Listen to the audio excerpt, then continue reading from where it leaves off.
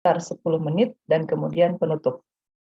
Baik, memasuki agenda selanjutnya, yaitu menyanyikan lagu Indonesia Raya dan Mars Telkom University. Kepada para hadirin, dimohon untuk duduk tegap dan mendengarkan dengan khidmat. Kepada panitia, mohon bantuannya untuk memutarkan lagu Indonesia Raya dan Mars Telkom University.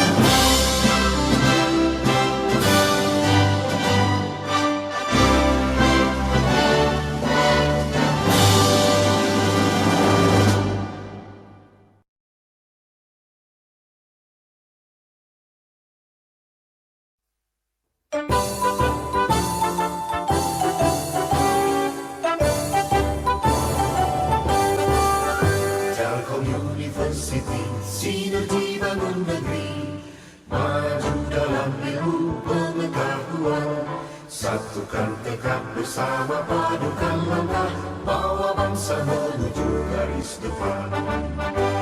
Raih cita raju asa, sing-singkan lengan, tingkatkan inovasi, unggulan dan prestasi, semua demi keluhuran bangsa, masyarakat adil sejahtera. Laksanakan pendidikan dengan semangat pengabdian, ciptakan kehidupan gemilang. Telkom University, kebanggaan Pertiwi, maju dengan karya, berperan bagi bangsa, bagi Indonesia, bagi dunia.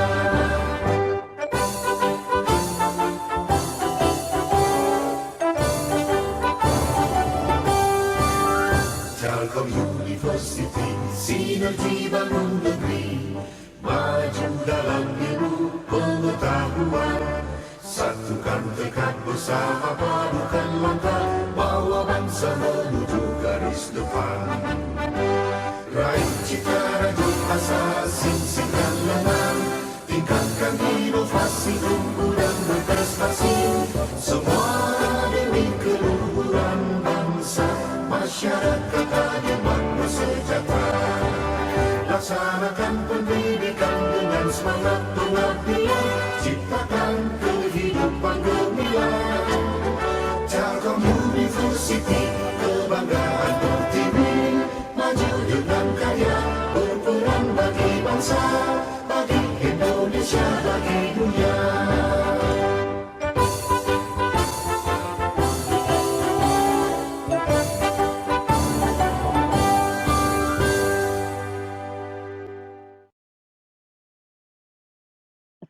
Terima kasih. Sebelum melanjutkan acara, izinkan kami untuk mendokumentasikan dulu ya kegiatan ini. Dimohon kepada seluruh peserta membuka kameranya dan mohon bantuan panitia untuk memberikan aba-aba. Silakan rekan panitia. Baik Bu. Oke. Dalam hitungan 3 ya Bu ya. 1, 2, 3. Oke. Hanya 1 page, Bu. Selesai. Oh, cuma 1 page. Oke, baik. Nah, ini dia. Ibu Siskanya sudah membuka kamera. Apa kabar, Bu? Alhamdulillah baik. Suaranya kedengaran? Sudah terdengar, Bu. Baik. Saya akan bacakan dulu CV singkatnya Ibu Siska Eka ya. Baik, siang hari ini saya akan mencoba membacakan secara singkat. Ibu Siska Eka Fitria, STMM, lulus program sarjana dari Teknik Industri di Universitas Bung Hatta pada tahun 2005, dan juga lulus program masternya di MM of Entrepreneurship di Universitas Pajajaran pada tahun 2007 ya. Pendidikan formal, Ibu Siska memiliki beberapa sertifikasi, yaitu Certified Global Business Analyst, ya, lalu Certified of Professional Business Coach, dan Certified Entrepreneurship Coach Practitioner. Ibu Siska juga fokus mengajar, meneliti, dan pengabdian masyarakat di bidang kewirausahaan, dan bergabung menjadi dosen FEB sejak 2011. Selain itu, pengalaman di struktural juga menguatkan ya keahliannya Ibu Siska sebagai coach dan sertifikasi coach yang tadi sudah saya sebutkan ya, juga sebagai pernah menjadi manajer inovasi dan inkubasi bisnis di BTP ya sampai tahun 2022. Selain itu, Ibu Siska juga sangat berpengalaman sebagai instruktur, pemateri, juri, dan juga mentor startup khususnya di bidang kewirausahaan.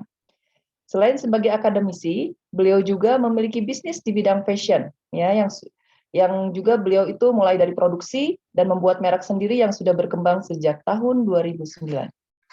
Selanjutnya memasuki acara inti, yaitu pemaparan materi oleh narasumber, sekaligus diskusi dan tanya jawab yang dipandu secara langsung oleh saya selaku moderator. Kepada Ibu Siska, waktunya ada 35 menit ya Bu, nanti mohon izinkan saya mengingatkan ketika 5 menit lagi akan berakhir. Baik, waktu dan room-nya dipersilakan Ibu Siska. Oke, baiklah. Sebentar saya share screen dulu.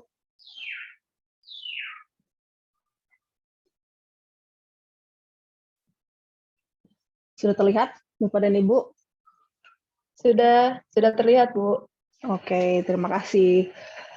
Assalamualaikum warahmatullahi wabarakatuh. Selamat siang, Bapak dan Ibu semua. Mudah-mudahan, walaupun kita berada bukan berada di tempat yang sama, semuanya dalam keadaan sehat gitu ya. Dan mudah-mudahan di sini bisa memberikan materi dan juga mungkin pencerahan bagi mungkin pada Bapak dan Ibu. Saya juga nggak tahu nih audiensnya Bapak dan Ibu atau ada Mas dan Mbak ya gitu ya. Bapak dan Ibu, Mas dan Mbak yang memang ada keinginan untuk menginisiasi sebuah startup. Di sini saya mungkin mencoba menjelaskan apa yang mungkin dari pengalaman saya selama 2 tahun lebih ya, saya lupa 2 tahun 7 bulan kalau saya nggak salah, membantu di unit inovasi dan inkubasi bisnis di Bandung Technopark, Direktorat Bandung Technopark di Telkom University. Dan di sana juga kebetulan kalau boleh saya sedikit bercerita, saya juga berkesempatan untuk memberikan beberapa sebagai trainer juga sebagai juri gitu dan juga speaker untuk program-program yang ada pada Dinas Koperasi dan UKM di provinsi, Dinas Pendidikan Pemerintah di Provinsi Jawa Barat, kemudian Dinas Perindustrian dan Perdagangan Jawa Barat, Kementerian Koperasi dan UKM, dan juga Kementerian Pariwisata dan Ekonomi Kreatif, dan terakhir di Kementerian Komunikasi dan Informatika. Nah, di sana saya bertemu berbagai macam startup dan saya melihat problem-problemnya, dan sedikit mungkin di sini saya menyampaikan apa yang mungkin saya alami ya selama ini ketika bertemu startup dari berbagai macam kementerian lah mungkinnya yang diinisiasi oleh dari program-program yang diinisiasi oleh kementerian. Oke, baiklah, mungkin sebelum mulai ini saya terakhir ketemu 2021 dengan salah satu kementerian, itu masih ada beberapa dan yang ternyata tidak sepaham ketika kita ngobrol tentang startup. Jadi mungkin di sini Bapak dan Ibu, saya sedikit ingin menyamakan persepsi ketika saya berbicara tentang startup di sini. Artinya itu adalah perusahaan pemula berbasis teknologi, bukanlah UKM ataupun UMKM ya, itu merupakan usaha mikro, kecil dan menengah. Ini ya kita sering sebut biasanya, kalau saya sendiri ya sebagai pengajar sering mengistilahkan itu sebagai usaha baru, bukan startup. Sedangkan kalau startup berarti memang harus perusahaan pemula berbasis teknologi ya gitu. Walaupun saat ini banyak juga yang menggunakan istilah startup itu untuk bisnis-bisnis baru gitu. Tapi di sini yang saya sampaikan adalah untuk perusahaan pemula berbasis teknologi gitu ya. Dan sedikit mungkin saya sampaikan bahwa sebenarnya ada perbedaan karakteristik ya antara usaha konvensional ataupun juga saya sebutkan tadi istilahnya adalah usaha baru dengan startup. Kalau secara karakteristik biasanya kalau startup itu baru berusia dibentuk ya dengan usia perusahaan itu kurang dari 3 tahun. Kemudian karyawannya biasanya jumlahnya itu sedikit, kurang dari 20 orang. Kemudian pendapatannya itu kurang dari $100.000 biasanya per tahun dan bergerak dalam bidang teknologi, baik website maupun juga mobile application ya, ataupun juga bentuk teknologi-teknologi yang kategorinya ada hardware gitu ya, software maupun juga hardware. Nah, ini mungkin perbedaan startup ya dengan usaha baru ya pada umumnya yang mungkin sering juga saya juga sebagai dosen ketemu atau juga memberikan mentoring kepada mahasiswa-mahasiswa yang bergerak di bidang usaha baru di sini. Nah, mungkin saya sebelum ngobrol tentang how to initiate startup, saya pengen ngobrol sedikit gitu ya. Kenapa sih kok nggak bisnis biasa aja, bisnis konvensional saja? Kenapa nggak usaha baru biasa aja? Kenapa sih harus startup gitu ya? Mungkin sedikit saya menjelaskan fakta-fakta mungkin gitu ya. Ini sebenarnya opportunity bagi kita gitu untuk memulai startup. Kenapa? Karena Indonesia sendiri itu ini di apa yang diperoleh ya data diperoleh dari internetworldstart.com. Indonesia itu merupakan peringkat ketiga pengguna internet terbanyak di Asia gitu. Ini diperoleh dari data Maret 2021 ya. Dan bagi kita di sini ya berarti bisa dibilang penetrasi pengguna internet Indonesia itu menjadi bagian penting ya untuk membuat kita untuk melakukan transformasi digital untuk semua lini bisnis kita yang tadinya itu masih konvensional untuk menuju ke usaha ke startup gitu. Dan ini juga merupakan apa ya suatu program dari Pak Jokowi juga ya untuk transformasi digital untuk seluruh UKM juga yang ada di Indonesia gitu. Kemudian yang berikutnya ya, ini data dari Januari 2021 dari Hootsuite di sini bahwa jumlah pengguna internet itu terus di Indonesia ya terutama terus meningkat, di mana berdasarkan hasil laporan yang didapatkan dari Hootsuite dan We Are Social, pengguna internet Indonesia itu mencapai dari ini ya internet usernya tuh mencapai 202 miliar ya dari populasi yang ada di Indonesia, jadi sekitar 73,7% gitu. Dan di sini 170 jutanya itu dari sekitar 61,8% populasi itu aktif menjadi pengguna sosial media gitu ya. Berarti memang selalu aktif juga di media-media yang sering digunakan untuk kita melakukan promosi atau komunikasi bisnis ya biasanya. Dan di sini bisa disebutkan juga bahwa sekitar 345 juta dari populasi ya itu memiliki apa ya koneksinya tuh melalui mobile gitu. Jadi internet itu selain menggunakan internet ya, tapi mereka juga selalu mobile gitu.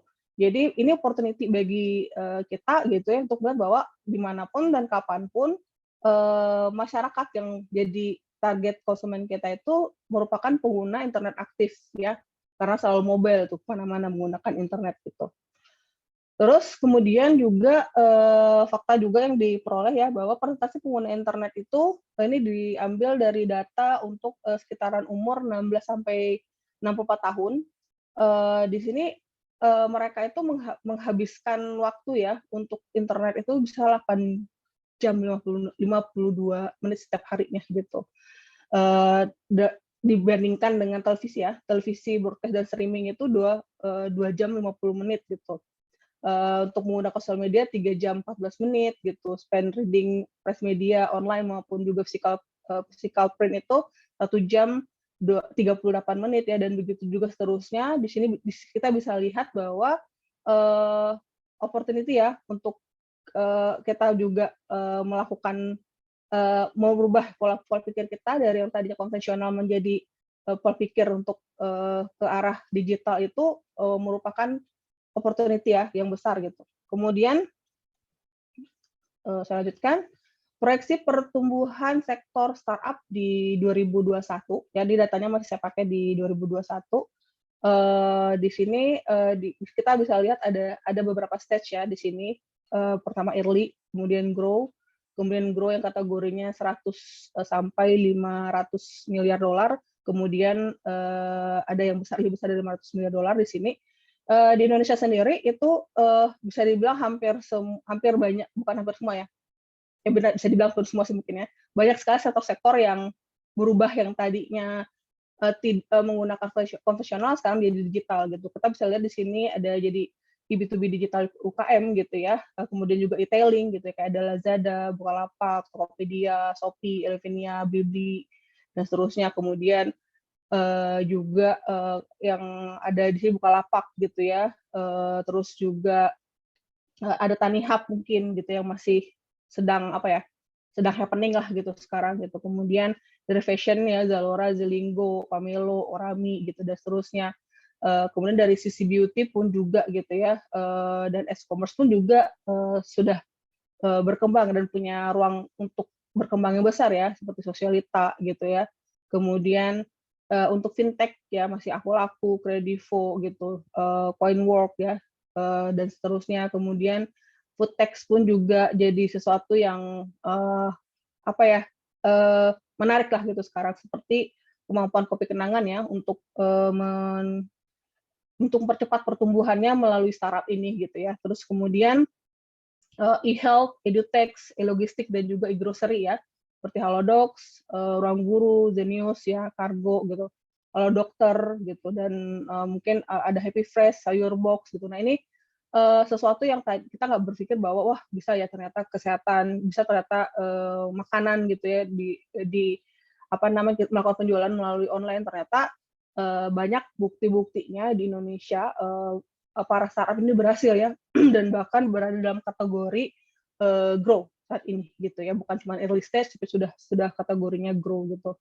Hal ini mungkin bisa disebabkan ya karena satu mungkin sekarang itu percepatannya terjadi mungkin bisa dibilang karena COVID-19 gitu. Jadi bisa untuk kesehatan saja gitu ya, dibandingkan sebelumnya tuh terjadi peningkatan 4 kali lipat setelah adanya COVID-19 gitu. Jadi Halodoc itu berkembang dan ada tambah pesaing-pesaing yang lain itu ya semenjak adanya pandemi gitu. Dan jadi terjadi lonjakan aplikasi-aplikasi ya, seperti juga selain tadi kesehatan juga mengenai edutech juga sama. Pendidikan itu menjadi 3 kali lipat, dan bahkan di BTP sendiri LMS itu jadi istilahnya kita tuh seksi gitu ya.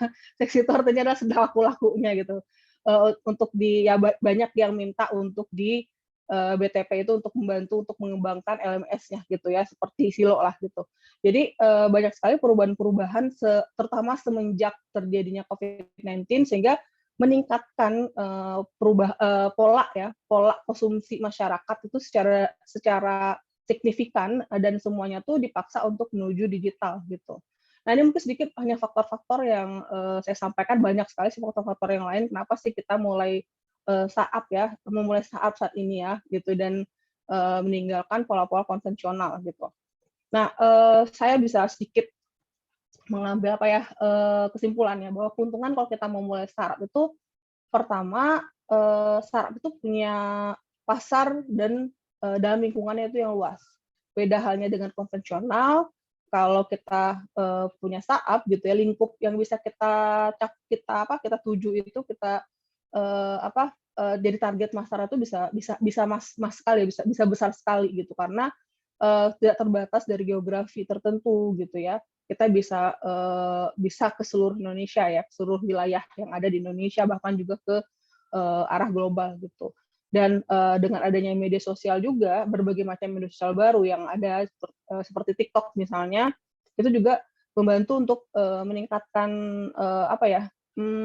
meningkatkan awareness dari masyarakat ketika kita memperkenalkan produk ke pasaran gitu, sehingga dan juga yang pasti juga murah gitu ya, efisien dan juga murah, bahkan cenderung gratis ya Jadi itu juga keuntungan kita mulai startup. Kemudian jika kita bangun bisnis startup itu tidak butuh lokasi yang strategis, jadi bisa di mana saja gitu. Mungkin nanti ketika sudah ngomong beda ya, mungkin kalau nanti Solo sudah berbicara misalnya ya ingin meningkatkan gitu ya atau untuk scale up gitu ya. Oke, nanti kita baru berbicara tentang lokasi mana yang strategis yang mempermudah kita untuk bertemu dengan berbagai macam klien gitu ya dan juga mitra-mitra gitu. Yang penting baru kita akan berbicara mengenai lokasi. Tapi untuk mulai start di startup kita nggak usah mikirin lokasi dan nggak usah mikirin biaya kantor, sewa ruangan gitu ya. Cukup dari rumah sendiri itu juga bisa berhasil ya. Dan itu juga banyak lah yang dilakukan oleh startup yang sekarang itu sudah besar ya, sudah unicorn seperti misalnya Tokopedia gitu. Itu semuanya start mulai dari rumah lah gitu seperti itu. Kemudian startup itu juga modalnya tuh nggak terlalu besar karena biasanya itu kan yang nggak harus ada sewa tempat, nggak butuh banyak barang-barang gitu dan ya kita bisa membantu menjualkan barang-barang orang malah gitu ya dari startup yang kita miliki gitu. Jadi modalnya tuh bisa dibilang tuh relatif lebih rendah. Kemudian juga bisa dibilang itu startup itu dapat menyelesaikan sebuah masalah yang terdapat di masyarakat. Banyak problem yang ada di masyarakat ya, bahkan saat ini juga pemerintah ya mulai dari permasalahan perkotaan di desa juga ya didorong untuk menyelesaikannya melalui startup dan itu mulai banyak juga ada di Indonesia ya startup yang bisa mensupport atau membantu menyelesaikan permasalahan yang ada di masyarakat gitu. Kemudian juga terakhir itu dapat merubah pandangan seseorang akan sesuatu yang kayaknya dibilang simple gitu ya. Contohnya mungkin kayaknya transportasi itu kayaknya gampang gitu ya, gampang menggunakan ojek aja, tinggal ojek aja ke depan gitu. Ternyata bisnis yang simple kayak ojek gitu aja ternyata melalui dulu Gojek ataupun juga Grab gitu ya, itu ternyata bisa menjadi suatu ini baru ya, ide baru gitu untuk mengatasi permasalahan yang ada di masyarakat, yang ada di Indonesia terutama gitu. Nah, ini mungkin keuntungannya kenapa kita harus memulai startup gitu. Selanjutnya mungkin saya ingin menunjukkan juga ya fakta bahwa ini kebetulan saya ngambilnya dari Digital Creative Industry Society karena sampai saat ini bisa dibilang kalau saya melihat dari berbagai lembaga pemerintah ya gitu ya, klaimnya macam-macam gitu, jumlah startup itu berbeda-beda datanya. Saya ambil yang data yang dari Digital Creative Industry di sini, Digital Creative Industry Society, di mana jumlah perusahaan lintasan teknologi di Indonesia itu saat ini tuh mencapai 992 startup gitu ya, dan mungkin ini soal masih ada perubahan lagi ya, ada yang mungkin belum terliput atau belum belum terlihat gitu. Dan besarnya tuh banyaknya itu ya ada tuh di Jabodetabek. Startup tuh yang banyak jumlah itu di Jabodetabek. Di mana peringkat pertama ada di Jawa Timur, kemudian di DI Yogyakarta, di Jawa Barat ya, kemudian Jawa Tengah ya, terus kemudian berikutnya di Sumatera juga sudah cukup lumayan berkembang di mana ada 115 startup. Kemudian di Sulawesi ya 34 startup, kemudian di Bali dan NTB 32 startup, dan Kalimantan 24 startup.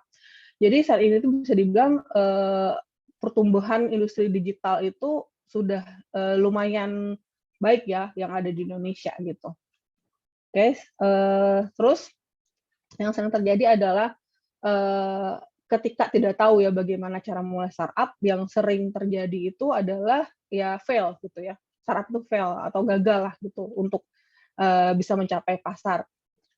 Sering terjadi itu adalah tadi pertama itu karena tidak ada kebutuhan pasar ya, kemudian juga karena timnya itu tidak cocok, bisa tidak cocok, ataupun juga kalau saya sih dari pengalaman saya timnya itu bukan tidak cocok tapi kurang memadai gitu. Jadi tidak terdiri dari berbagai macam latar belakang pendidikan ya yang minimum harus dimiliki oleh startup ya, sehingga banyak hal-hal yang seharusnya bisa diselesaikan jadinya tidak bisa terselesaikan dengan baik karena memang tidak punya knowledge ataupun juga pengalaman di bidang tersebut gitu. Dan memang paling sering itu adalah no market fit ya, tidak dibutuhkan oleh pasar. Dan ini kalau saya berbicara mungkin mohon maaf dari pengalaman saya saja gitu ya, mungkin akan berbeda dari pengalaman Bapak dan Ibu. Banyak para inventor itu lebih memilih itu membuat suatu startup itu berdasarkan apa yang bisa mereka buat gitu. Jadi kalau kita ngomong kalau istilah dari marketingnya adalah lebih ke arah ke produk ya, dari produknya gitu. Atau istilahnya di sini adalah teknologi driven gitu. Sedangkan kalau ngomongin teknologi driven nggak salah ya, tidak salah, tapi tetap harus dilanjutkan untuk melakukan validasi dengan mencari tahu apakah si teknologi tadi itu sudah dibutuhkan oleh pasar atau tidak, atau mungkin perlu dilakukan perubahan-perubahan agar si produk si teknologi yang di-invent ini cocok dengan yang dibutuhkan oleh masyarakat gitu ya.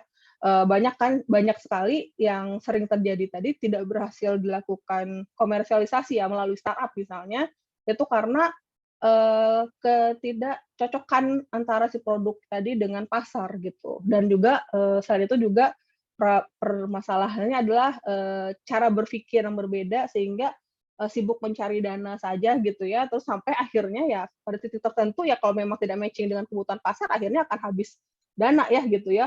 Jadi targetnya sering salah gitu. Targetnya adalah fundraising gitu ya, bagaimana caranya mendapatkan pendanaan terus gitu ya, terus-menerus mencari pendanaan, lupa gitu bahwa produknya harus dirubah gitu, harus diperbaiki, harus dilakukan pivot misalnya gitu ya, untuk memastikan produk itu sesuai dengan kebutuhan pasar. Dan berikutnya juga mungkin masalah harga yang nggak cocok gitu ya.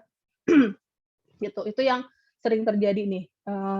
Nah di sini mungkin makanya bentar saya lihat waktu dulu. Saya akan sedikit sharing gitu ya, bagaimana sih sebaiknya kita kalau ingin memulai suatu startup. Pertama di sini lakukan riset. Seperti saya sebutkan tadi, banyak yang terjadi adalah ketika kita fokusnya ke teknologi driven tanpa melihat apa kebutuhan pasar, yang terjadi itu adalah fail gitu ya, ketika dicoba dijual nggak laku-laku gitu dan kemudian uang udah habis gitu ya, atau dana sudah habis gitu. Begitu. Nah, kenapa sih melakukan riset pasar untuk ide bisnis dari startup kita? Karena ini akan membantu kita mengurangi risiko-risiko yang ada pada bisnis ya. Di sini yang bagaimana caranya? Di sini kita melakukan riset ya untuk mendapatkan data agar memahami mungkin bisnis ataupun juga industri yang akan kita tuju gitu ya. Jadi datanya bisa diambil secara primer maupun sekunder gitu. Primer di sini berarti bisa dilakukan dengan cara melakukan survei langsung gitu ya ke target konsumen yang Bapak, Ibu, atau Mbak, Mas yang tuju di sini gitu ya. Silahkan mungkin langsung ke usernya ataupun juga ke perusahaannya gitu ya. Ketika B2B berarti ke perusahaan tertentu, ketika B2C mungkin ke user tertentu gitu ya, ataupun kelompok masyarakat tertentu. Kemudian bisa juga dari data sekunder, mungkin dari studi-studi yang sudah dipublikasikan di sini gitu. Yang akan kita dapatkan di sini ini pertama itu adalah untuk melakukan identifikasi bagaimana kebiasaan dari target customer kita, kemudian bagaimana tren dan bagaimana kebutuhan dari pelanggan potensial kita. Kemudian kita juga di sini mencari tahu apakah jenis bisnis yang akan kita luncurkan ini itu memenuhi apa yang dibutuhkan untuk ya, sesuai dengan keinginan dari pelanggan. Kemudian di sini kita menentukan cara yang terbaik untuk bagaimana sih cara masukkan produk dan juga layanan kita gitu. Kemudian juga untuk mengetahui gitu ya, atau mendapatkan umpan balik tentang ide bisnis kita ini ke konsumen tadi atau potensial customer kita. Dan kemudian dari feedback yang kita peroleh ya, kita lakukan perbaikan ide apa yang harus diperbaiki ya sebelum kita lanjut ke tahap selanjutnya gitu. Kemudian yang berikutnya yang jangan sampai dilupakan ya, melakukan analisis dari kompetitor. Itu banyak yang juga lupa untuk compare ya produk yang akan diluncurkan ini dengan produk-produk yang ada di kompetitor gitu. Nah, kenapa gitu ya? Karena untuk bisa melihat kita lakukan ini untuk bisa melihat kekuatan dan juga kelemahan dari kompetitor dan juga sampai melihat juga opportunity apa ya yang bisa kita peroleh gitu. Yang kita lakukan adalah dengan melakukan riset kepada siapa yang menjadi kompetitor kita gitu ya. Caranya gimana? Bisa menggunakan search engines ya untuk melihat kira-kira siapa saja sih kompetitor kita gitu. Yang mungkin produknya sama dengan produk kita atau menyelesaikan permasalahan yang sama dengan yang mau kita selesaikan permasalahannya. Kemudian kita juga bisa lakukan monitor ke sosial media kompetitor gitu ya. Atau boleh juga kita tanyakan ke future customer atau potensial customer kita untuk mencari tahu apa sih sebenarnya yang diharapkan oleh customer gitu, dan ketika apa yang mungkin bagi mereka itu yang sudah diberikan oleh komputer saat ini itu tidak sesuai dengan harapan mereka gitu. Jadi di sini kita sambil mencari opportunity ya untuk baik itu produk kita maupun juga fitur-fitur yang mungkin nanti kita hadirkan pada produk yang akan kita tawarkan gitu. Selanjutnya itu adalah kita melakukan atau membuat ya business plan. Kenapa gitu ya, untuk membuat siapapun itu paham gitu, karena di sini pastinya Anda kan bekerja dalam tim biasanya gitu ya. Di sini kita perlu untuk membuat siapapun yang ingin mengetahui lebih lanjut tentang bisnis kita itu paham gitu apa tujuan kita, bagaimana strategi kita gitu ya, untuk apa yang harus kita lakukan untuk mencapai tujuan kita gitu. Jadi di sini buat business plan yang mudah untuk dibaca gitu dan mudah juga untuk diperbaiki. Jadi business plan di sini saya sarankan tidak usah terlalu lengkap, detail, panjang, lebar gitu ya. Lebih ke arah inti-intinya aja di sini. Jadi ada executive summary gitu ya. Kemudian ada business description tentang diceritakan tentang bisnisnya itu apa gitu ya, dan juga mungkin struktur bisnisnya juga. Kemudian market risetnya dan juga strateginya, dan di sini juga kita cantumkan lean canvas ya, di mana di sana kita bisa menjelaskan apa problem dan apa solusi yang kita berikan ke customer gitu ya, dan juga bisnis model canvasnya. Kemudian manajemen dan juga personalnya siapa, ini untuk memastikan ya gitu ya, kita sudah cukup nggak sih gitu, untuk kita sendiri juga melakukan refleksi apakah tim yang sekarang itu sudah memenuhi semua kebutuhan kita untuk mencapai goal kita gitu, atau butuh lagi nih hire orang lain lagi, atau mungkin mencari co-founder lagi gitu yang lain untuk membantu kita menjalankan bisnis ini. Kemudian yang terakhir adalah financial documents. Di sini berisikan berapa modal yang dibutuhkan gitu ya untuk menjalankan awal bisnis ini, dan juga mungkin kira-kira proyeksi-proyeksi yang dibutuhkan ya, yang mungkin dibutuhkan untuk kita mengetahui berarti goal kita tuh ke arah mana nanti gitu, apa capaian kita gitu ya. Untuk misalnya kita bisa bilang mungkin per kuartal misalnya ya, untuk apa saja targetnya kita dan kapan kita berharap itu kita sudah mendapatkan traction yang positif gitu, seperti itu. Kemudian finance your business. Banyak yang memang kalau saya sih sendiri ya gitu ya, melihat dari praktek dari para startup gitu ya, saya tidak setuju ketika startup awal gitu ya sudah sudah berbicara mencari venture capital gitu. Lebih baik di sini kita itu mencari memang dana apa yang kita butuhkan itu tidak melalui venture capital gitu. Memang di sini tujuan kita gitu ya untuk mendapatkan keuangan di sini adalah untuk membantu ya, mungkin tadi ada beberapa kebutuhan dalam menjalankan awal bisnis ini butuh pendanaan gitu ya, memang ya tidak bisa dihindari gitu ya, tapi di sini bukan untuk membayar gaji kita sebagai founder ya, tapi lebih ke arah biaya-biaya yang dibutuhkan untuk operasionalisasi bisnis kita gitu. Nah, mungkin di situ butuh dana gitu. Nah, di sini kita carilah source yang paling pas nih untuk mendapatkan pendanaan di sini. Nah, seperti saya sebutkan tadi, saya tidak setuju menggunakan venture capital. Jadi kalau saya menyarankan tuh selalu pasti cari grant deh gitu. Cari grant dari pemerintah gitu mungkin ya gitu, ataupun juga tapi pada umumnya sih kalau grant memang dari pemerintah ya gitu. Dari internal value ada, tapi itu sedikit setahu saya gitu ya. Jadi sebaiknya cari grant. Kemudian boleh melalui teman ataupun juga keluarga ya untuk mendapatkan pinjaman gitu. Atau juga di sini ya kalau memang untuk mendapatkan pendanaan biasanya dari internal inkubator, misalnya pengen mendapatkan bantuan pendanaan, cari dari inkubator yang bisa memberikan bantuan pendanaan. Tapi inkubator sendiri itu tidak mau biasanya itu tidak mau sembarangan memberikan pendanaan ya. Mereka akan melihat potensi-potensi dari bisnis kita gitu. Apakah ini memang layak atau tidak diberikan pendanaan ya. Walaupun itu bentuknya adalah grant biasanya gitu dan diganti dengan pembagian saham. Biasanya kita memberikan saham kita sekian persen pada inkubator tadi gitu dan diganti dengan pendanaan yang mereka berikan.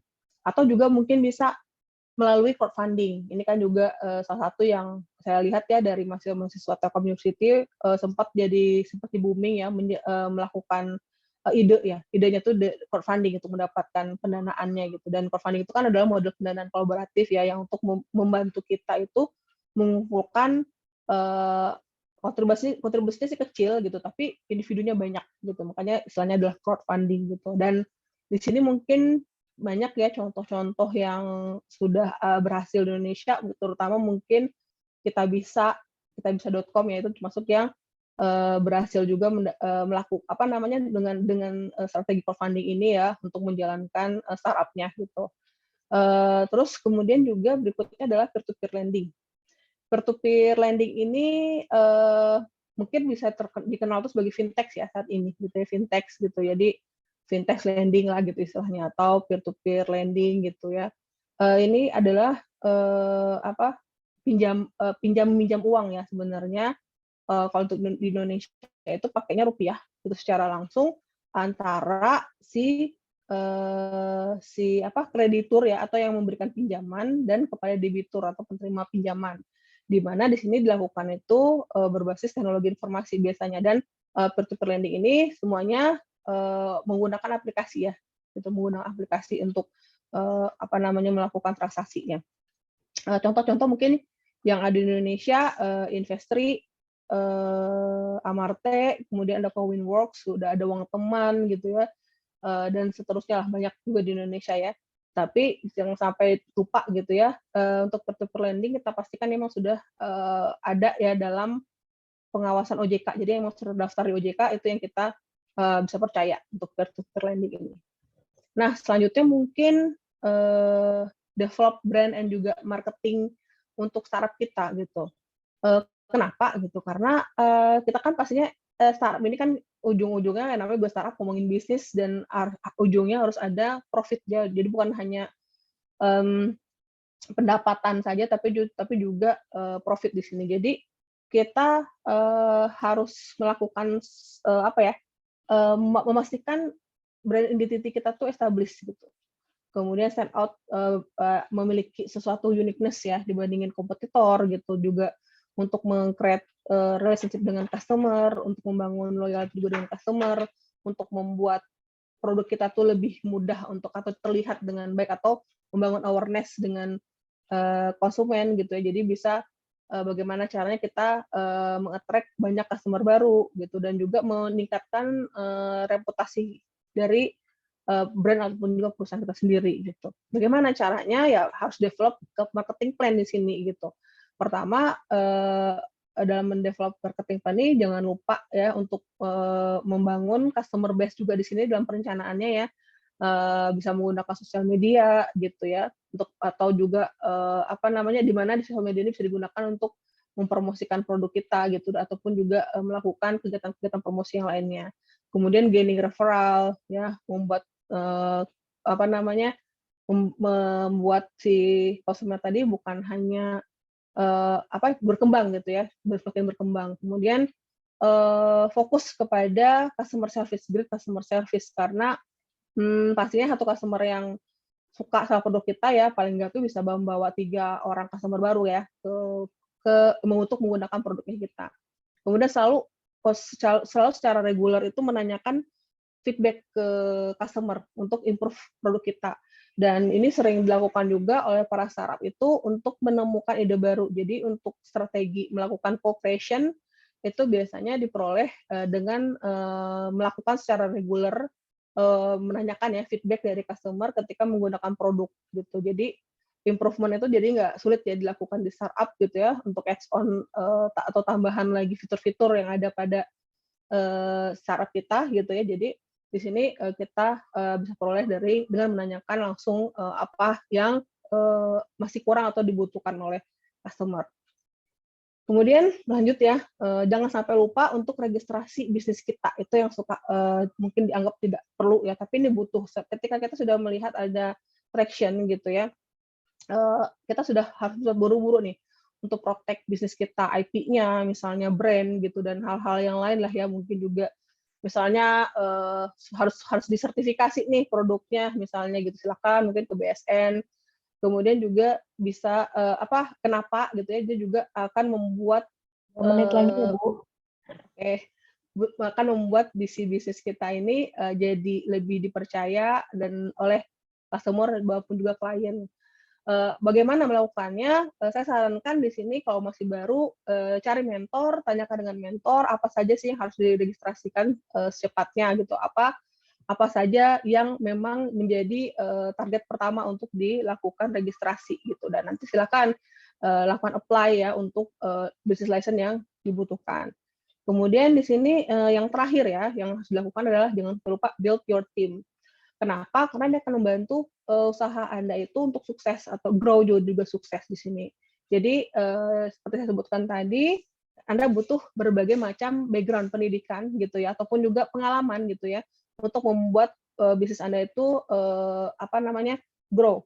Di situ minimal butuh hacker, hustler, dan juga hipster di situ gitu ya, untuk membantu. Jadi butuh orang programmer gitu, atau orang-orang yang ngerti tentang teknis gitu ya, dan juga butuh orang-orang yang paham bagaimana memasarkan juga keuangan gitu ya, dan berstrategi. Kemudian butuh orang-orang yang inovatif ya, untuk membantu menjalankan bisnis Anda gitu. Apa yang dilakukan? Saya lakukan adalah rekrutmen dan juga untuk mencari ya talented ya, sesuai dengan yang diharapkan di sini. Tapi jangan buru-buru ya, take your time. Start aja dari yang paling penting dibutuhkan saat itu apa gitu ya. Itu yang dimulai dari sana gitu. Jadi jangan buru-buru mengajak berbagai macam tim gitu ya, apalagi belum cek dari latar belakangnya seperti apa, apakah bisa atau tidak gitu. Karena untuk tim itu saya sarankan ketika masih kategorinya startup, jangan untuk berpikir untuk melakukan pembayaran gitu. Jadi tim itu jangan dibayar. Jadikanlah co-founder-nya Anda itu akan lebih baik gitu ya. Jadi tidak ada beban dari awal untuk membayar gaji, hanya biaya-biaya operasional saja gitu. Mungkin kalau masih ada waktu sedikit ya, saya sedikit menyampaikan saja tahapan dalam pengembangan startup. Jadi bisa saya rangkum ya dari semua yang saya sampaikan tadi. Sebenarnya semuanya itu mulai dari Anda melakukan customer and idea validation, kemudian product validation, business model validation, dan terakhir adalah market validation. Untuk awal kita pasti kalau ngomong customer and idea validation, kita harus pastikan apakah konsumen suka sama produk kita gitu, dan apakah memang sudah sesuai dengan problem yang ada dengan masyarakat ataupun juga user kita. Kemudian product validation kita di sini memastikan user suka terhadap produk kita ya, dan ini cocok dengan apa yang dibutuhkan oleh pasar gitu. Dan ketiga adalah kita memastikan ada good revenue modelnya gitu ya, karena kan tadi kita ngomongin revenue dan profit ya. Kemudian terjadi kesesuaian antara dengan bisnis modelnya, dan nanti diharapkan ya tadi market validation selanjutnya itu adalah memastikan produk kita ini atau bisnis kita ini apakah memiliki good engine of growth gitu. Mungkin gitu ya Bu Regina ya, karena sudah habis atau gimana? Ya, terima kasih Bu. Ini waktunya, memang pemaparannya menarik, tapi waktunya sudah habis Bu. Oke, baiklah. Ya, kepada seluruh peserta yang masih kepo dengan startup ya, ibaratnya silahkan boleh raise hand, boleh juga menuliskan di chat biar saya bacakan. Nah itu dia, ada yang mau bertanya. Baik, saya coba bacakan ya Bu Siska ya. Mungkin Ibu boleh silakan mau minum dulu mungkin ya. Sudah sekitar 35 menit ya. Kering tenggorokan ya Bu ya. Silakan. Ya, saya bacakan sambil Bu Siska mungkin mau sambil minum dulu. Selamat siang Ibu, izin bertanya, jika kita yang sudah memiliki existing bisnis dan ingin transformasi nih menjadi startup ya, bagaimana strategi kolaborasinya atau partnership-nya ya dengan talent lainnya, terutama mereka yang memang ahli. Nah, ini memang permasalahan yang paling umum ya, kita nggak punya orang IT. Biasanya seperti itu ya, mungkin Bu Siska punya pengalaman Gimana nih menyiasati seperti ini, sementara kita mungkin tidak punya kenalan Bu Siska, orang IT-nya, database-nya juga nggak tahu dapat dari mana. Mungkin Bu Siska bisa berbagi tips ya dengan siapa nih? Dengan Pak Fajar, Gilang Pratama atau Mas Fajar ya, silakan. Oh langsung ya, oke Rain ini lagi, oke. Ini yang nanya mahasiswa atau dosen, karena berbeda pasti caranya itu mungkin sumbernya gitu. Selama ini mungkin kalau ini problem yang dialamin oleh dosen, ya dosen sendiri mencari timnya, karena saya di inovasi itu yang saya lihat ya yang merasa kesulitan ya. Tapi lebih sulit dari mahasiswa sebenarnya. Kalau dosen tuh masih mudah untuk melakukan kolaborasi karena banyak kan ya sebenarnya channel-channelnya melalui kakak gitu ya. Kita ngomongnya yang di Telyu ya, kalau di luar beda lagi pasti. Di Telyu banyak bisa melalui kakak gitu. Dari kakak kita sebenarnya bisa untuk mengajak dosen-dosen yang lain gitu ya untuk saling bekerja sama gitu. Open komunikasi saja gitu untuk bisa bertemu dengan dosen-dosen yang lain gitu. Tapi kalau untuk mahasiswa gitu, nah ini mahasiswa ini kalau saat ini gitu yang ada solusinya itu adalah melalui BTP, memang melalui program Work Entrepreneurship, di mana di sana kita berusaha untuk mempertemukan antara berbagai macam latar belakang pendidikan ya, Hubster, Histler, kita usahakan, dan hacker kita usahakan bertemu di sana gitu. Nah, yang dilakukan di sana itu memang melakukan promosi ya, seperti saya bilang sih waktu itu yang praktek dilakukan adalah menjual diri gitu judulnya. Jadi para startup tadi membuat suatu materi promosi tentang produknya yang akan dia invent, yang dia buat itu apa gitu ya. Kemudian sambil mencari timnya yang untuk bisa mendapatkan orang-orang atau talent yang ada di berbagai macam bidang gitu. Ini memang tricky dan agak sedikit sulit ya, karena tadi tidak semua startup tadi mudah untuk mendapatkan timnya gitu, karena problemnya kan tadi tetap kan yang tadi orang mau melamar ke kita akan ngelihat dulu ya, ini produknya oke nggak, produknya ini menarik nggak gitu ya, ataupun juga mungkin berpikir ini tuh kira-kira akan grow nggak nih, tapi itu jarang kalau masih mikir ke sana ya. Biasanya ngomongnya ini lagi tren nggak nih gitu, oke nggak, keren nggak gitu, suka banget seperti itu. Jadi nggak semua juga mahasiswa tadi itu mudah untuk mendapatkan teman-teman ya untuk timnya gitu ya, karena mungkin produk yang dia tawarkan tadi gitu ya tidak menarik minat, dianggap tidak menarik gitu, seperti itu. Mungkin seperti itu mungkin Bu Asrigina. Ya, baik Bu. Sudah ada pertanyaan lain ini dari chat ya, dari Pak Rafki ya. Bu Siska katanya gimana nih cara meyakinkan produknya bagus ya, value-nya tinggi tapi murah, ya artinya murah tapi nggak murahan ya.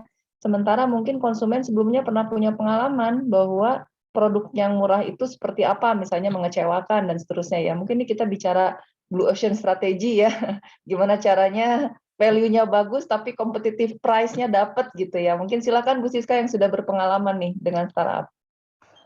Oke, justru kalau setahu saya kalau mau Blue Ocean itu kita nggak ngomongin harga loh. Harga tuh bukan jadi faktor utama atau jadi problem utama kita kalau Blue Ocean.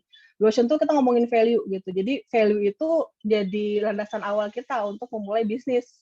Jadi pricing harga murah tuh justru salah, berpikir harga murah. Kalau ngomong value pasti kita ngomongnya adalah harga mahal ya sebenarnya, dan kita memberikan value. Dan ketika ngomong di Blue Ocean ya berarti kita berada di posisi ya di situ belum ada player sama sekali dan kita menjadi player utamanya gitu. Nah, untuk sesuatu yang maksudnya kategorinya adalah tadi yang misalnya murah, kalau dari kacamata saya price war itu bukan jadi hal yang perlu kita lakukan lagi saat ini ya. Jadi fokus kita tuh seharusnya kita tidak lagi berfokus memberikan harga yang murah, tapi fokusnya lebih ke arah value gitu. Jadi value yang harus ditonjolkan ya, kita mencari value apa sih yang bisa kita berikan yang membuat produk ini tuh akan ada nilainya bagi customer, karena customer kan tidak membeli produk ya, tapi membeli solusi gitu ya. Apakah produk kita tuh punya value-nya yang bagi customer itu adalah solusi gitu? Kalau memang iya, pasti akan mudah untuk melakukan penjualannya dengan strategi-strategi yang umum dilakukan oleh orang lain gitu. Nah, saya tidak jadi kalau soal harga murah itu bagi saya sih sebaiknya tidak lagi jadi strategi kita ya dalam mempromosikan produk begitu, Bas. Jadi lebih mengedukasi konsumen juga tentang value-nya ya mungkin ya Bu Siska ya. Ya begitu. Oke. Konsumen merasa tidak keberatan ya dengan harga yang ditawarkan dan bisa memberikan experience yang meaningful bagi konsumen ketika membeli. Ya. Baik, kita beralih kepada yang raise hand ya. Mungkin yang di chat saya skip dulu. Ada yang sudah raise hand dari tadi. Mangga Ibu Ratna. Halo. Bu Siska. Iya, Bu. Aduh, kalau senior ngomong, saya mundur dulu deh, Bu.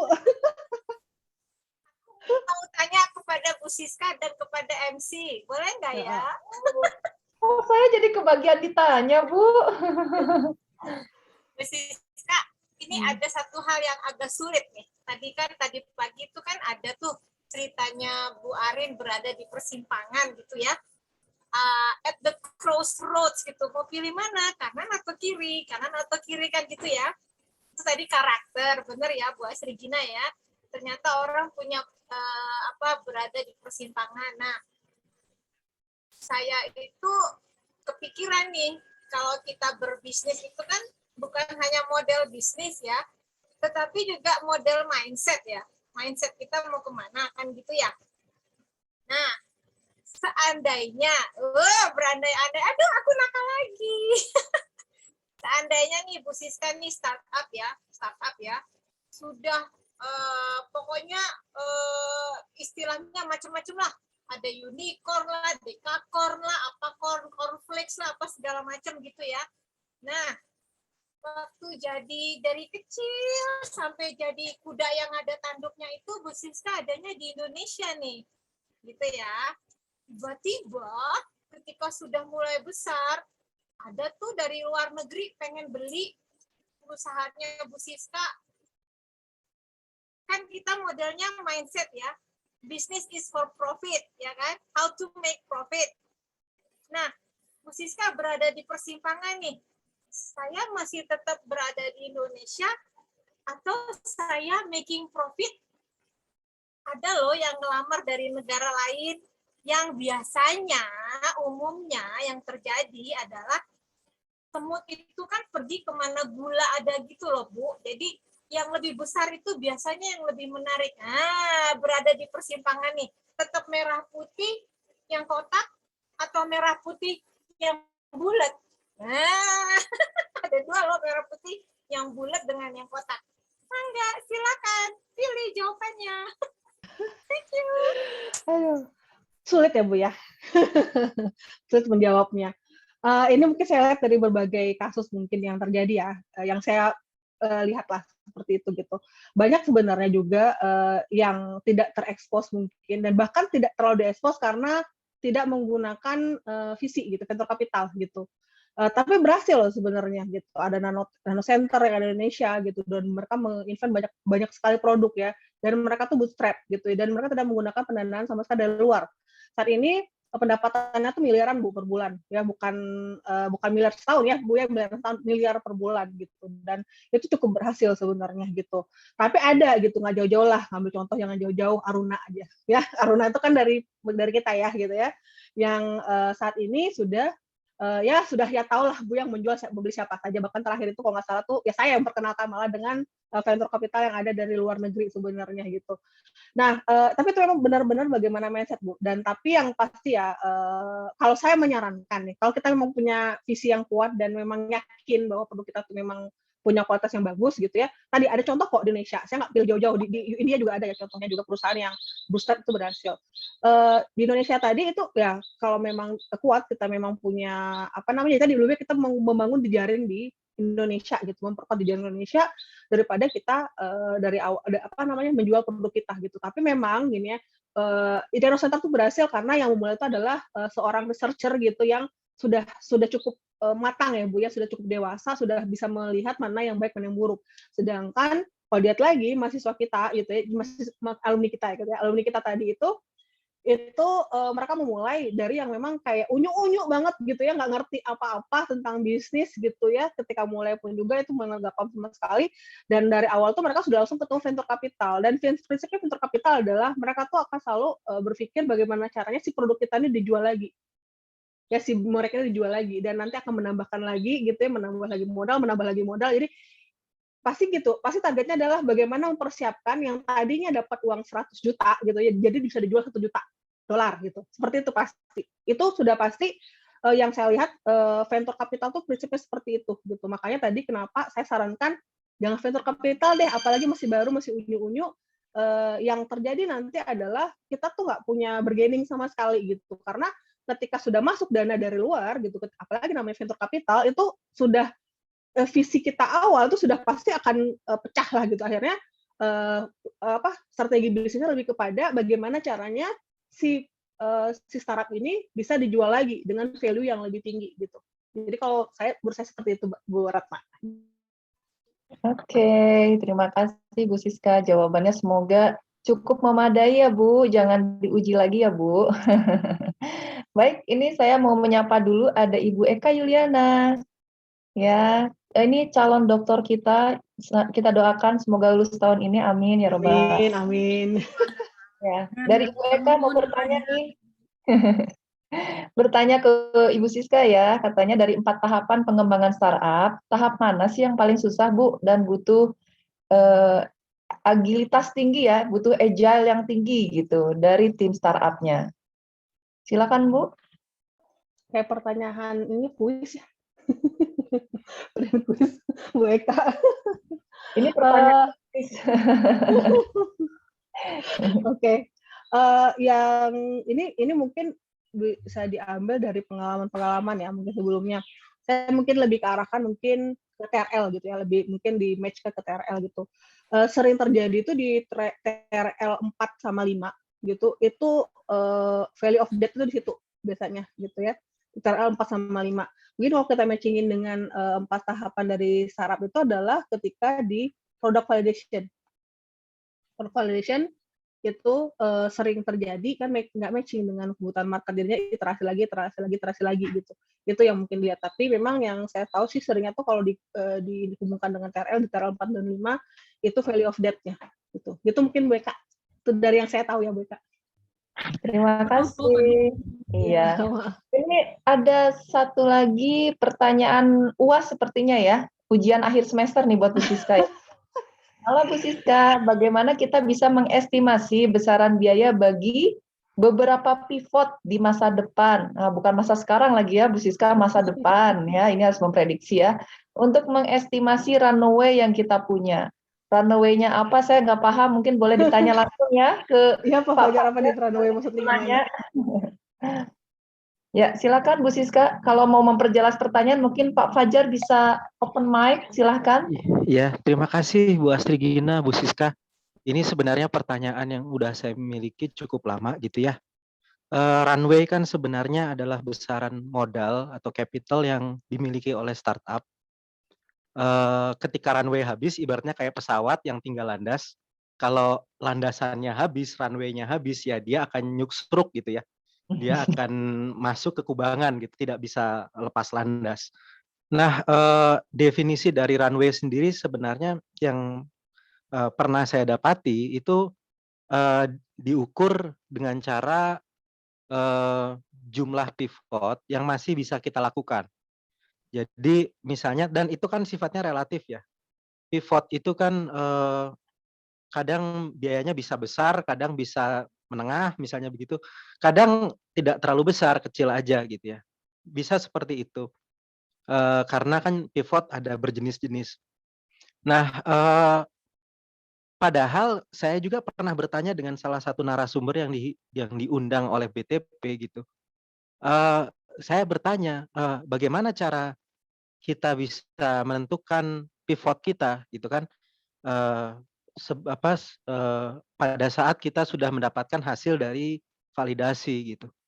Dia bilang ya bertanya pada orang-orang di sekeliling kita, termasuk ke tim kita. Mungkin yang dimaksud oleh beliau adalah insight gitu ya.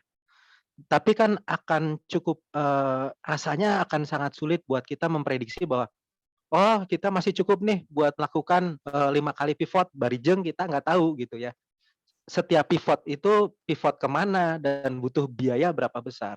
Nah kira-kira ada nggak ya metode estimasi untuk menentukan berapa sih besaran pivot rata-rata yang bisa kita yang bisa kita keluarkan sehingga kita tahu gitu. Kalau kita punya uang misalnya 100 juta atau 300 juta gitu, itu cukup untuk menopang pivot kita 5 kali, 6 kali misalnya gitu. Nah, itu ada nggak cara kira-kira untuk mengestimasi jumlah pivot jauh ke depan gitu ya, mungkin beberapa pivot di masa depan. Terima kasih Bu Siska, Bu Astrigina. Ya, terima kasih Pak Fajar, Bu Siska. Mungkin ini pertanyaan sidang ya Bu, mangga dijawab ya Bu. Semoga lulus, semangat. Aduh, harusnya Bu Eka ini mau sidangnya dia. Ini kalau saya ya, sebenarnya ini sesuatu yang kalau mau dibuat jadi riset agak sulit gitu, karena pada umumnya startup itu tidak mau jujur. Nah ini kayak udah apa ya, apa sih, rahasia perusahaan lah gitu. Mereka nggak akan mau jujur bagaimana sih sebenarnya uang yang mereka gunakan, berapa besar biaya yang mereka keluarkan, itu nggak mau jujur biasanya. Seperti itu ya Pak Fajar. Dan termasuk yang sulit juga saya gitu ya, bahkan ketika jadi manajer juga gitu sudah pakai surat tugas gitu ya dari direktur BTP itu mereka tidak mau jujur gitu ya untuk hal-hal ini, termasuk hal-hal yang mereka nggak akan mau menjelaskan dengan detail seperti apa gitu.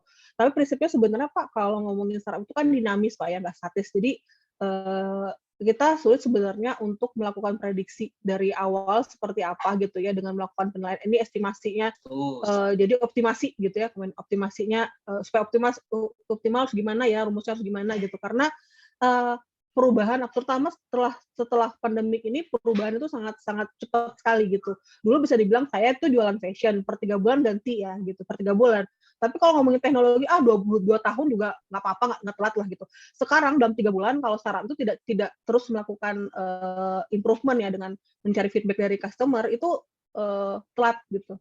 Jadi selalu harus continue melakukan improvement gitu. Jadi makanya ketika improvement bukan nggak mungkin terjadi pivot Pak. Ya pivot itu kan macam-macam Pak ya gitu ya. Ada 10 pivot yang ada dari Eric Ries itu ada 10. Bisa bermacam-macam kan, yang nggak harus besar, bahkan yang untuk kecil juga bisa. Jadi karena kan ada besar ada kecil gitu. Kebetulan saya kemarin juga risetnya itu ya pivot juga.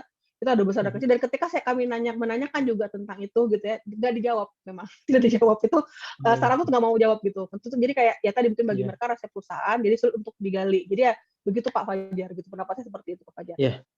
Terima kasih Bu Siska. Iya, sama-sama. Mbak. Terima kasih Pak Fajar, semoga puas ya dengan jawaban Bu Siska Eka. Baik, Bapak Ibu tidak terasa ya, sebetulnya kita sudah lebih 5 menit, tapi izinkan saya bertanya satu pertanyaan menggelitik ya. Tadi dari kata-kata Bu Siska yang ada fundraising-nya dari lomba-lomba ya Bu ya, fenomena seperti itu ya. Saya pernah melihat salah seorang startup menuliskan ya di bagian omsetnya ya, dapat uangnya adalah dari lomba gitu ya. Dengan fenomena seperti ini, menurut Bu Siska seperti apa? Misalnya apakah hal seperti ini tuh secara etika atau secara ininya tetapkah dia disebut startup secara memang dia mengejar uang dari lomba-lomba, dan setelah itu kalau memang dianggap sudah jenuh dia bikin ide lagi, ikutan lomba lagi ya, dan seterusnya. Jadi kerjaan dia bikin ide lombain, tapi nggak pernah dikembangkan, tapi dapat uang gitu, dan uangnya lumayan gitu ya untuk timnya, bagi-bagi makan-makan dan seterusnya. Nah, apakah perilaku seperti ini dikategorikan sebagai startup, Bu Siska? Kita buat teori baru Bu ya tentang startup itu. Kita berdefinisi baru. Saat ini kan definisi startup kan masih tadi punya perusahaan pemula berbasis teknologi, ketika kategori teknologi atau digitalisasi itu adalah startup gitu. Jadi ya kalau ngomongin startup itu masih startup, cuman apakah bagus secara etika? Sebenarnya sih mungkin bukan etika Bu ya, kekurang pahaman mereka tentang mengenai hitungan omsetnya yang mana sih gitu, terutama mungkin ya tadi tidak punya latar belakang pendidikan dari bisnis, mereka tuh nggak bisa membedakan mana sih yang dikatakan itu adalah pendapatan, mana yang itu adalah mungkin ya tadi lomba tadi menjadi modal nggak ada masalah ya Bu ya, dapat uang dari modal kan nggak ada masalah, nggak dosa ya gitu ya, nggak haram. Tapi itu bukan pendapatan gitu, itu mungkin ada bantuan modal tambahan, mau sumbernya dari mana ya itu kan terserah aja gitu. Jadi masalah mereka tidak paham dan tadi juga ya tadi ya kan kebiasaan ya latar belakangnya itu nggak mudah ya Bu ya, merubah bagi mereka tuh no problem kan tadi tidak haram kan judulnya, jadi nggak ada masalah bagi mereka. Jadi kebiasaan itu sedikit tricky lah bagi kita untuk melakukan perubahan gitu ya. Mungkin ya tadi ya dari mungkin ke aturan dari dosen lah, tapi tetap aja walaupun kita dosen ngomong gitu, itu kan aturan dari dosen, keluar lagi itu mereka masukin lagi, emang seperti itu. Iya. Ya, soalnya memang fenomenanya real ya, ada seperti itu. Dan ternyata buat mereka mendapatkan dari lomba jauh lebih berharga daripada dia bakar uang dan tidak menghasilkan omsetnya gitu ya. Dan mereka menganggap itu sudah cukup membahagiakan bagi mereka. Makanya diulang-ulang terus gitu ya, ikut lomba dapat uang, ikut lomba dapat uang, tapi nggak jalan secara real sebetulnya bisnisnya. Gitu ya. Ya itu memang ada Bu yang hobinya itu Bu, itu memang hobinya Bu. Hobi ya, ikut lomba itu sampai hobinya. Baik, para peserta seminar siang ini tidak terasa ya, sudah 14.38, kita sudah lebih 8 menit. Sebelum menutup acara ini, mungkin izinkan saya menyampaikan kesimpulan dari sesi siang ini. Kalau tadi bicara, Ibu Siska berbicara digitalisasi ya, digitalisasi pada bisnis itu menjadi sesuatu hal yang kayaknya tidak bisa dielakkan ya di masa ini. Apalagi kita mengalami masa pandemi yang cukup lama, 2 tahun lebih, dan ternyata penetrasi internet, penetrasi mobile akses itu jadi semakin tinggi ya di Indonesia. Sehingga sebetulnya hal tersebut menciptakan peluang-peluang baru ya untuk mendirikan startup, terlepas startupnya hanya sekedar menambah angka-angka dalam statistik atau startup beneran yang memang dijalankan, atau kita juga bisa berpeluang untuk bertransformasi ya dari bisnis yang konvensional menjadi bisnis yang berbasis ICT. Mungkin itu yang bisa saya simpulkan. Izin juga mengingatkan pada tanggal 15 April 2022 kita akan menyelenggarakan juga seminar online sesi ke-31 yang bertema Analytics Overview and Future Research Agenda yang akan disampaikan oleh narasumber kita juga yang luar biasa, dosen kita, rekan kita ya yang banyak pengalamannya di bidang SDM, yaitu Ibu Hani Gita. Mungkin saya meminta tolong kepada rekan panitia, barangkali sudah ada link untuk pendaftaran, silakan bisa turut partisipasi pada jam 9.30. Baik, akhir kata saya ucapkan terima kasih banyak kepada narasumber ya, dan juga para peserta yang sudah mau menyimak dari awal sampai sesi akhir. Tidak lupa juga saya ucapkan terima kasih kepada tim panitia yang diketuai oleh Ibu Mediani Kriseka Putri, yang sudah bekerja keras di belakang layar ya. Ibu, terima kasih sehingga acara seminar online ini bisa berjalan dengan lancar. Saya mewakili panitia yang bertugas menyampaikan mohon maaf kalau ada salah kata yang disampaikan. Akhir kata terima kasih dan salam sehat selalu. Assalamualaikum warahmatullahi wabarakatuh. Terima kasih Bu Eka. Terima kasih semuanya ya. Lagi itu. Ada Pak Fajar dan yang lain saya karena tidak tahu ini apakah termasuk dosen atau mahasiswa ya. Terima kasih kepada semuanya ya. Assalamualaikum, izin lab. Ya. Waalaikumsalam. Terima kasih Bu. Masih Bu Cinta Bu. Bu Astri. Kami. Assalamualaikum. Waalaikumsalam.